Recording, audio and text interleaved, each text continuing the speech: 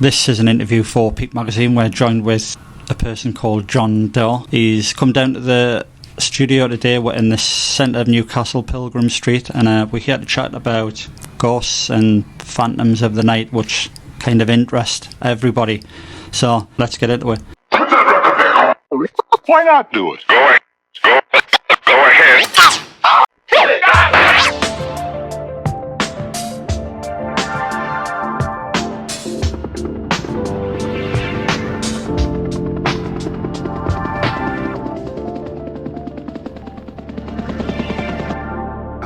John, thanks for coming down. Pleasure to be here. We're going to start off by, you arrived in Thailand around 2000, Bangkok in Thailand, to be specific. Could you elaborate on why you were there? Yeah, it's kind of what you were doing there. Sure. The sole purpose was to go travelling for 6 months, and a lot of people travel to Southeast Asia, and Bangkok's the first destination point, and from there on you can go to other countries surrounding Thailand like Cambodia, Laos, Vietnam, Philippines. But I arrived on I believe it was the 25th or 26th of November 2000, and I immediately went to, which is really, really famous for backpackers, a place called Khao Road.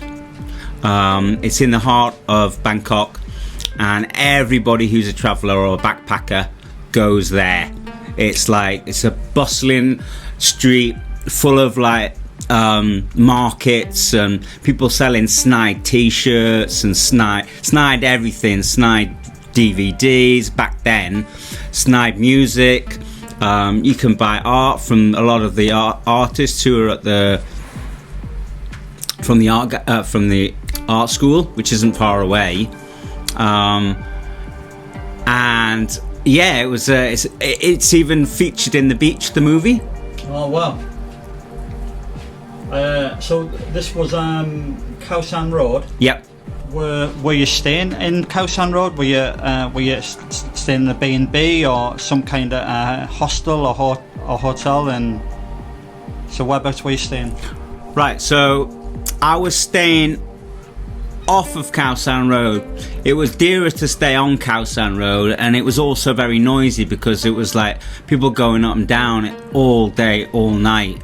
You know, at night time it came alive a lot. Bikes up and down? No, mainly just foot traffic, just people buying, because during the day it was quieter, but then in the evening by about 7 o'clock they'd close up both ends, and then they'd open up all the stalls, and they'd have people would come and lay their art down in the middle of the street to sell.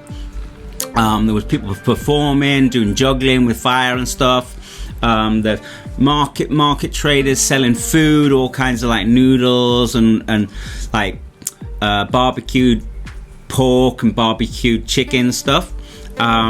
So I didn't stay on the main strip. I stayed off of that around the back, and it was a really dingy back street guest house, really skanky. Was cheap as chips. Back then it was I think it was 100 baht a night, and 100 baht, let me think, I think it was about 60 baht to the pound at the time. Right. So it was like £1.50 to stay in this hovel. It was it was super cheap, yeah, really, really. It was a shithole, to put it in other words. Yeah. But it had character. Yeah. And then you meet all these really interesting people coming in and out, who are travelling, or they're either living there, like Thais, who were living in the same building. There was Africans in the same building. It was really sort of scummy, but cool. Yeah, it kind of reminds us of a scene from The Highlander when the guy who's chasing him, he checks into this a seedy hotel. Have you not seen it? Does that not ring a bell? I don't remember the scene, but I remember the film. And then he checks in. There's a little old guy sitting in the corner, and there's a check-in guy. Right. And this guy, the Highlander, he looks about 7 feet. Yeah, he's the evil one, isn't he? The evil one, I can't think of his name. Isn't it something like, not Kraken, but Kragan or something like that. Yeah, something like that. But he walks in and the guy makes like a wisecrack at him, and he just stops. Stops dead, and he just goes up to him and he says, "Never speak to me." I think the actor is Clancy Brown. Right, got you. Who was in the Shawshank Redemption as the really nasty guard. But do you remember him in that? Yeah, that does. Yeah, and Tim Robbins did all the books for him. They were on the top of the prison, tarring the prison roof, and he said he'd do Clancy Brown's books for him. Got you. And then the story all followed on from there, and then he started doing the books for the whole prison. And cool. I'm sure it's Clancy Brown who plays the Highlander evil dude. Oh, right. So it's kind of you're painting a scene for. That's the imagery I've got in my head. So I might flash up a screenshot of what's in my head at the moment, because it might not be like that, but it sounds like that kind of seediness. Yeah, it was really seedy. You get like waves and strays coming in and out. Yeah, absolutely, and all times of night and day. You know, it was like a 24-hour. It's a 24-hour area. Yeah. For backpackers, you know, and the poorest of the poor who are trying to make their money last as long as they possibly can for 6 to 12 months. Cool, man. Can you remember what the place was called at all? I can't remember what the place was called. It wasn't like a lot of the places on the strip, the main strip, Khao San Road itself, which had names and stuff. This was, because it was like dingy, it didn't really have a name. It didn't even have a foyer. Yeah. It was just, you walked in and then you walked up some stairs, and then there was rooms branching off on each different level of stairs. Cool. You've kind of painted a scene there, so we've kind of got that in our head. So you were checking in, you were taking in the sights, and then at what point did you think, wait a minute, this seems a bit creepy in this room, or right. is that something that sprung to mind? Not really, but the thing about the whole thing experience was, I'd been there a couple of weeks already by this point, and the King's birthday was on the 5th of December, and it was the very next day, the 6th of December, and I woke up in this room, and it was a small box room. Basically, it got really creepy by this point, because I'd stayed in the building a while already, and you just sleep there, and you'd go and you leave all your valuables in like a lock-up safe. Mm-hmm. You'll only have a few clothes with you in your backpack, and it's not, it wasn't really somewhere where you'd actually hang out, and it was just somewhere to doss, basically. Yeah, somewhere to get your head down. Exactly. It was the absolute no frills bod. It was like just a bed, a fan, and a chair. No window. There was one window, which was above the fan, so it was about 2 o'clock if you imagine the 12 o'clock scenario of the room, and it was a slim, thin window that was high up on the wall, so it wasn't a lot of light coming in, but there was enough, I could still see really clearly. So were you on what floor were you on? Were you on the ground floor, or were you on? No, I was on about the 3rd or 4th floor. Got you. And the hallways were really, really narrow, and the stairs were really, really narrow as well. And it was almost like there wasn't any landing. You'd get on a certain small landing, and then there'd be a bedroom, and another bedroom, and then there'd be more stairs, then another bedroom. It was all really quite claustrophobic almost. Mm. So do you think that it was claustrophobic in the room because the room wasn't right, or was the room not right, or was it just generally could have been anywhere, and that room would have been claustrophobic anywhere? Or do you think because it was there, that certain time space, you think that's why it was claustrophobic?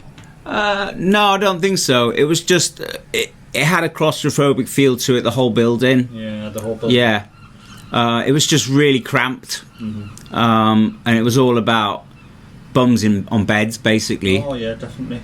Getting as much money for as little space as possible. I mean, £1.50. You can't really be waving a shitty stick at it because it was like so cheap. No. You know, I mean, I don't think you can even get that now at all in Southeast Asia. Rooms are sort of like 500 baht up, you know, up to thousands. And 500 baht is like about a tenner now, or slightly over. Yeah, but maybe it's like 13, 14 quid. Not £1.50. Yeah, man. Right on.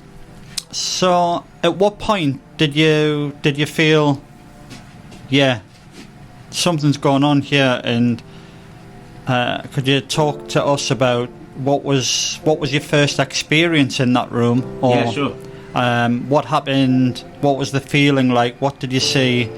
Do you think you were imagining this, or explain what happened? Okay, so I woke up about 1 o'clock, and I know it was 1 o'clock because as soon as I woke up, I checked my watch and I saw that it was 1 o'clock, right?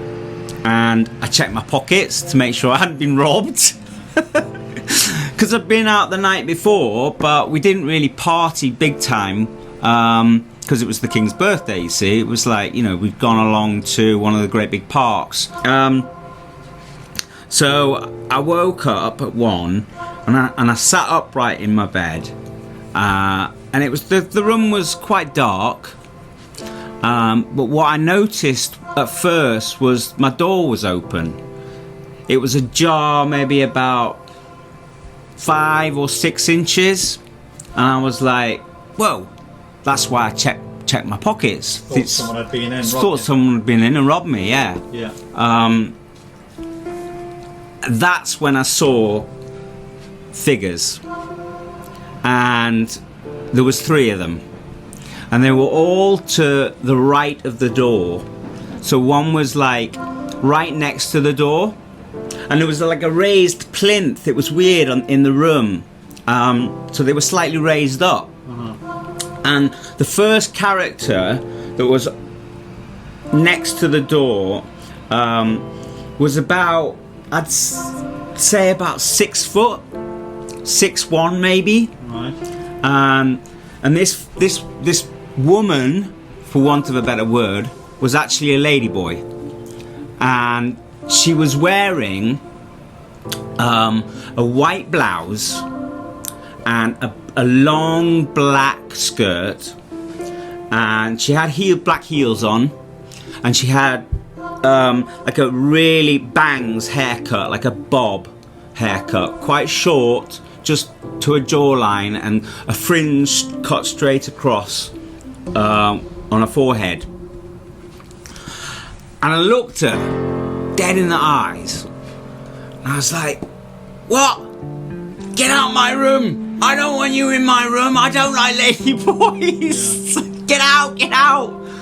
But not only was there her, right next to her was another lady boy who was in a black blouse and a long black dress. Yeah? The other woman had a much shorter, like to the knees dress. This woman had, or lady boy, had a long dress, a black blouse, and she had long hair which was cascading down over her shoulders, except at the back she still had a ponytail. So can you imagine that? Yeah, ponytail with long hair down over her shoulders as well. Got you. A bit. It kind of reminds us of the old films, The Ring. Yeah, I knew you were going to say that. She was walking around like yeah. Got you. Just like that. Long hair, ponytail as well. And then next to her, where the fan was, behind the fan was a female, and she had a really nice like little black number dress on, you know, a bit sexy, straps, thin straps, short sort of skirt, like a bit like a really nice teddy, yeah. Yeah. And she had long hair as well, and she's really, really pretty. And I'm thinking these are people. Yeah. Real, genuine people. And I actually got out of bed and I walked towards them. I put my left hand on the door handle of the door and opened the door more, right? So that it was like from 5 inches to almost 30 inches open. And I said, get out my room. Get out my room. Then whilst still holding the door handle, I moved towards them, so the door was closing slightly, and I was moving towards the girl, the lady boy with the white blouse on and the bangs haircut. And I was like, get out my room! And they just stood and stared at me. They said nothing, absolutely nothing. And there was it was weird because they didn't have blood in their skin. So they didn't have a glow or a flesh tone to them.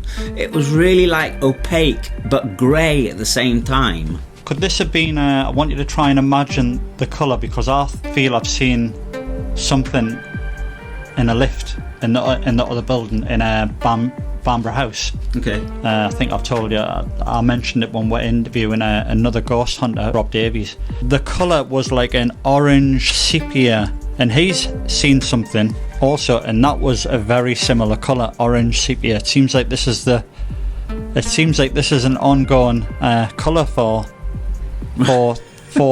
this kind of thing, for seeing apparitions and ghosts and whatnot. No, they didn't really have any colour. It was just they were very grey and like if you drain someone of their blood, they were just grey tone. And it struck me as being rather odd. And what happened next was when it got kind of it dawned on me. What the? So as I moved forwards towards the first ladyboy, the ladyboy next to her took a side step, and then the ladyboy that I was closest to took a side step also. Next, the ladyboy in all black and long hair and ponytail stepped backwards right into the wall and just disappeared. Wow. And then the other ladyboy with a white blouse, she did exactly the same, followed suit, right behind her. I'm then gobsmacked at what I'm seeing, and I'm like, what? I thought these were actual real people. They were that solid in terms of their appearance. They had 3 dimension. And I was as close, if not closer, to them as I am to you now. I was literally right in their faces. Do you feel you could touch them or not? I didn't want to touch them. There wasn't a desire to reach out and grab them. I just wanted them out of my room. And the way I saw it was that they were invading my room. They were in it, silent, really rather I was never frightened at any point, not one iota. Or felt that they were going to do me harm, even as just individuals in my room. I mean, that's pretty freaky to wake up with people in your room. And so the second ladyboy disappeared into the wall, and I looked at the lady behind the fan, and she just vanished, just gone. And I'm still in a daze, and I turn around in the room, and I face the chair, which is at 7 o'clock. No, the chair's at about 3 o'clock, right. 4 o'clock, more like 4 o'clock in the room, and she's sitting in the chair. The girl that's just been behind the fan is now moved and is sat in the chair. Wow.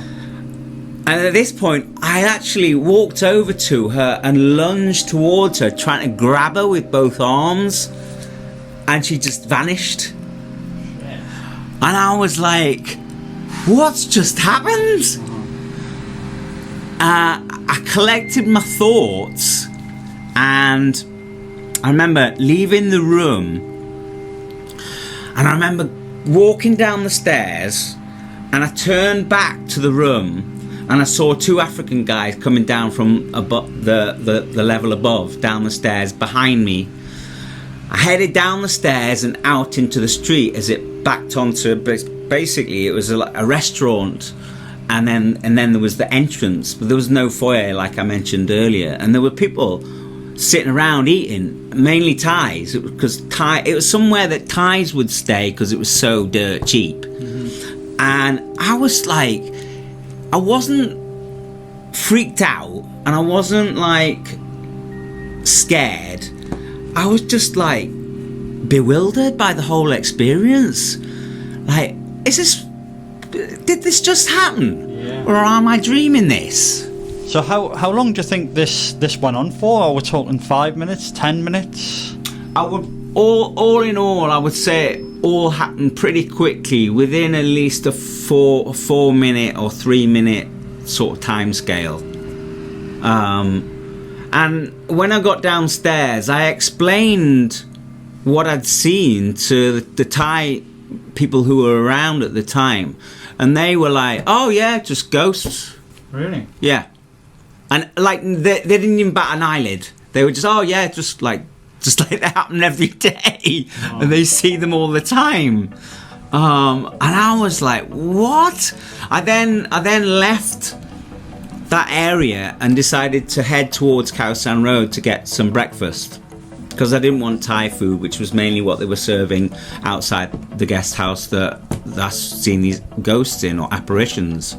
And I found a place, and I sat down, and I was just like still, like, you know when you go and see a movie and it's really good, you leave the cinema and you go home. Still in your head. You go home and it's still in your head. And you don't know how you got home, and the next thing you know, you're cooking your dinner and you're like, how did I get here?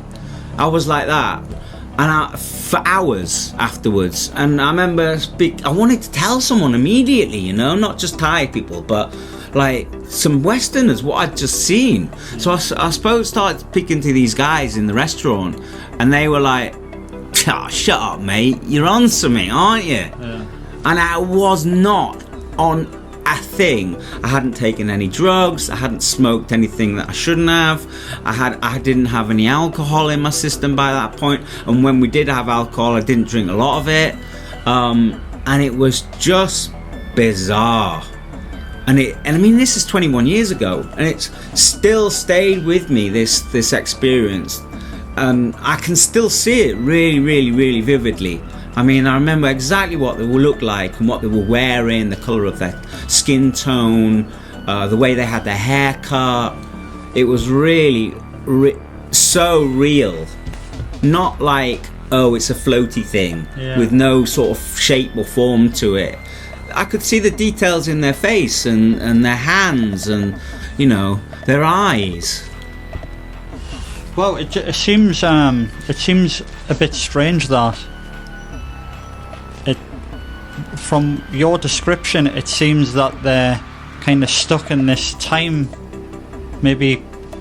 capsule of something that came to a, you know, like an what's the word I'm looking for?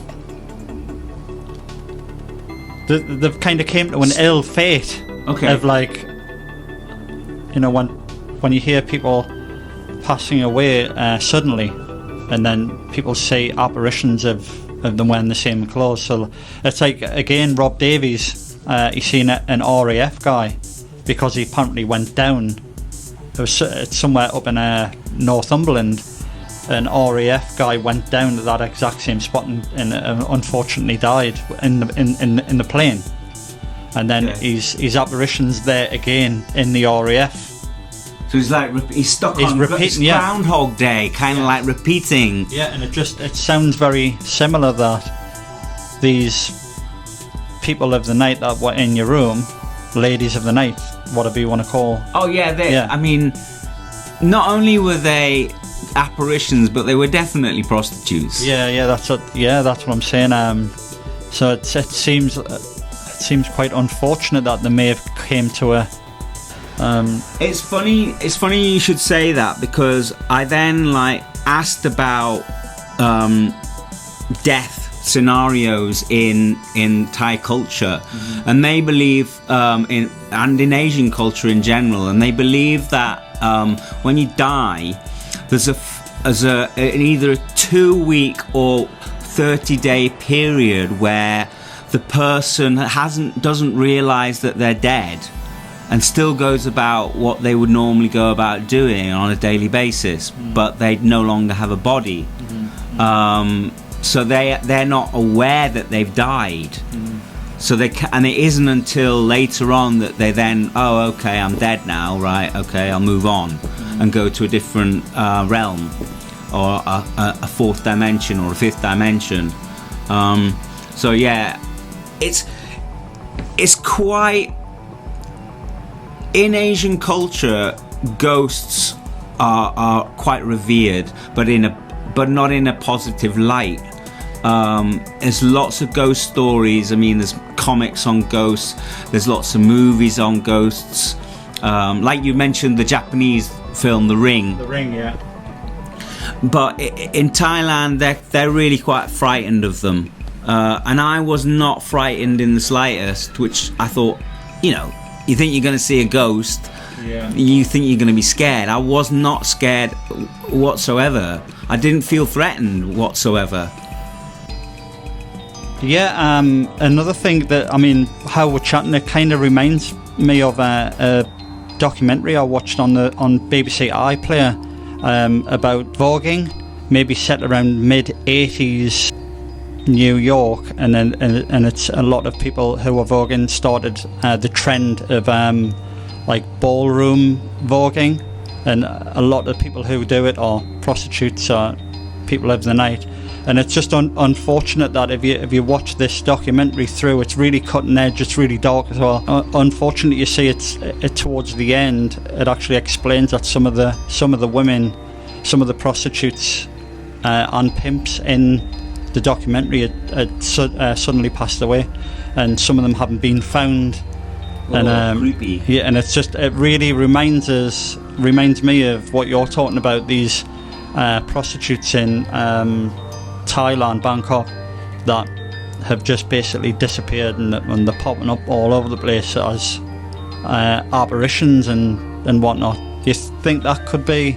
Oh, without a doubt. Yeah. Without a doubt. I think that there, like I said earlier, ghosts are quite like the thing in Southeast Asia, and there's obviously going to be a lot of prostitutes and ladies of the night and lady boys and pimps and deaths, and they're bound to be around. So yeah, it doesn't strike me as at all odd that you would equate it to the program you're mentioning. Yeah. So did anything else happen from that night, or did you see them again, or did anyone say, oh yeah, I've seen them before, or did anything happen again? No, that was the end of the whole experience, unfortunately, and I was absolutely desperate to see some more. Yeah. I was like, and when you want them to come, that's when they don't come. Yeah. I was really gagging to see some more spirits, and it didn't happen. Gotcha. Yeah. And it didn't happen for another 7 years. Yeah, so we're going to fast forward to Phnom Penh. Yeah, Phnom Penh. So you were staying 7 years later. You were staying at a place in Phnom Penh, and then did a very similar thing happen again? Well, so yeah, I'm in the capital of Cambodia, Phnom Penh, and I've been there already a couple of times before, so I'm quite familiar with the area and the place. And I'm staying in also a very, very common backpacker area. It was called Lakeside. and I'd managed to get quite a nice, rather than an apartment or a room in a hotel or guest house, I got really quite a nice bungalow. It wasn't massive. It had quite a big double bed in it, and a toilet and a shower, and that was pretty much it. And it was in the middle of the night. You know when you feel like somebody's watching you, and it's kind of, it just wakes you up. And you upstart, kind of like, what's going on, sort of thing. Middle of the night, exact thing happened, and I turned to my right, and there were now these weren't people with details. They were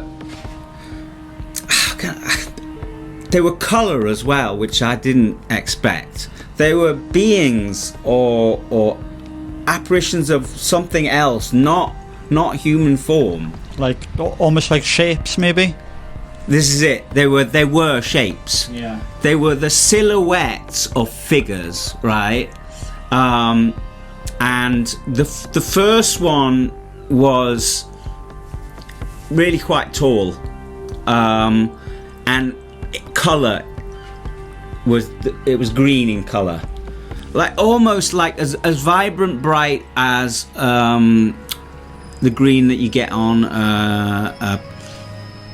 traffic lights, that kind of green, really quite bright green. And it was just sort of just the outline silhouette of the figure. Yeah, there was no hands and no real head. It was just an outline shape.